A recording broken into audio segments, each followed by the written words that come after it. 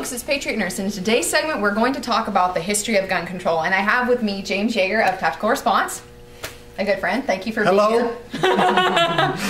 Yeah, what we want to talk about today, given the recent events, we want to talk about gun control, the history of it, and why it is so very dangerous. And unfortunately, a lot of people are espousing gun control stances, and they don't really understand what it is they're advocating and the long path of innocent deaths behind what they're advocating. James, can you speak a little bit to the history of gun control? Okay, I'll talk in broad strokes, but gun control basically started with the National Firearms Act in 1934. And what a lot of people don't like put together is that in 1934 that also ended something, prohibition. And so we have all these revenuers, okay, all these ATF agents that are about to become unemployed. And so miraculously there's this other federal law that's passed just to give these guys something to do. So this is kind of like the expansion of government and you know, things like that. The government doesn't lay people off kind of a thing. Now that was the first big thing, and of course that dealt with machine guns and short barrel rifles and stuff like that. And they thought they were putting it into it because they made the $200 tax, okay?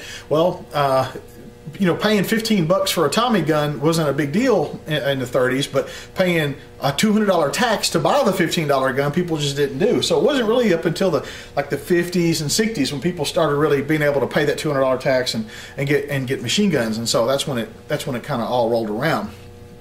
The next big benchmark in gun control was after the Kennedy assassination. Is the Omnibus Safe Streets Act of 1968. This established FFL holders and things like that. That was the next big, you know, punctuation mark. And since then it's been you know, little bombs, you know, all over the place. But those were the two defining moments in American gun control. Right.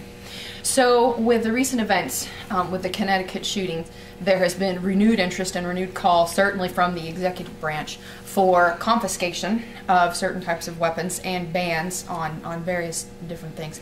Why is that dangerous? Why is that a problem? Because you would think, based on what you hear on TV, that the guns are the problem and that they are really the source of the evil that we see perpetrated. Why is gun control itself an issue? Why is it so deadly and dangerous?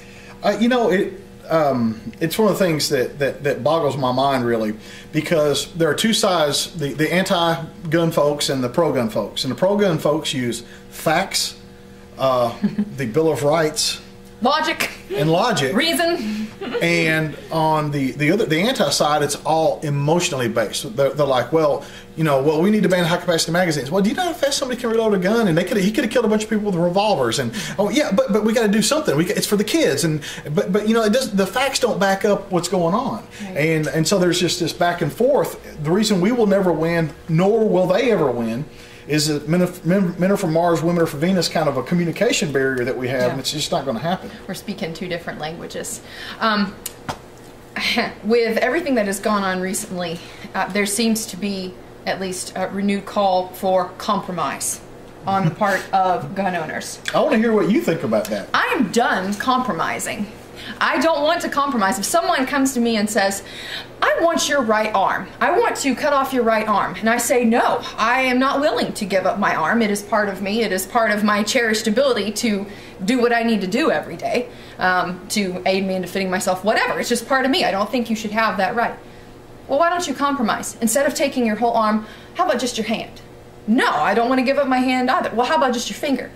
I'm done compromising on an essential liberty. My right of self-preservation is not up for grabs by anybody, including the government. As many of you know, the Constitution does not give us our rights. The Constitution recognizes, defines our God-given rights. And among those is the Second Amendment, and they wrote it in such a language. It's absolutely silly, but they wrote it in the most basic language so there could be no misinterpretation, but somehow shall not be infringed, which is used nowhere else in the Constitution, right. Is misinterpreted. Right, and even when you break down that word infringed, what does it bring to your mind? When I think of the word infringed, I think of a sweater, and the very edge of the sweater is hanging this little this thread. And you pull the thread and it starts to unravel. Oh, like the Weezer song, the Undone Sweater song. Perhaps. Never thought of it in the context of gun control, but why not? When you think about being infringed, it starts at the very end, chiseling away little bit by little bit by little bit. I'm done having my rights infringed upon. I don't want to compromise anymore, and I'm not going to be compromising with people who are completely unwilling to listen to logic and reason and historical precedent and fact. So I don't see the purpose really in dialoguing with folks anymore who are about, when it comes right down to it, victim disarmament, who are all about taking the ability of a free people, of a self-sufficient people, taking their ability to fight back from whether it's an oppressive government or whether it is the dude in the street who wants to rape me, whatever it is. I'm done compromising, and I'm not giving up my rights. And I will not be turning my guns in. What what I think is funny is if you look at the Revolutionary War, 9% of the population fought for the United States.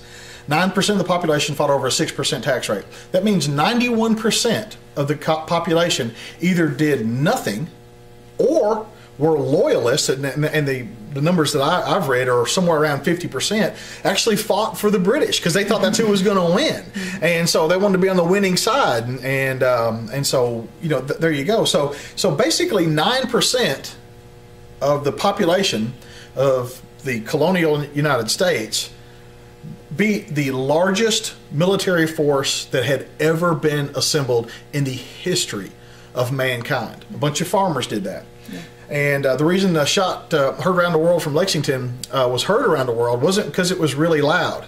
It's because it set off a chain reaction across the entire world, and kingdoms toppled because of what we did in the United States. I think a practical lesson that we can learn from regarding this, what happens here, folks, because of the power structure that we are experiencing right now globally, what happens here in the United States sets the tone for the rest of the world.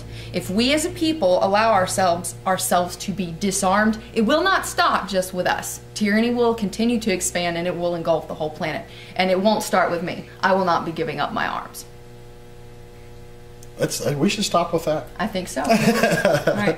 Well, I want to thank you guys. I hope it was helpful for y'all. Thank you, James, for being here today. Guys, remember, your responsibility to be ready for the fight is coming.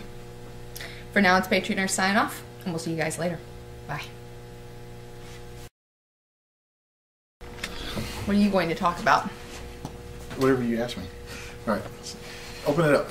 We got to get going if we're going to get going. Okay. No, I don't high five. Now fist bump.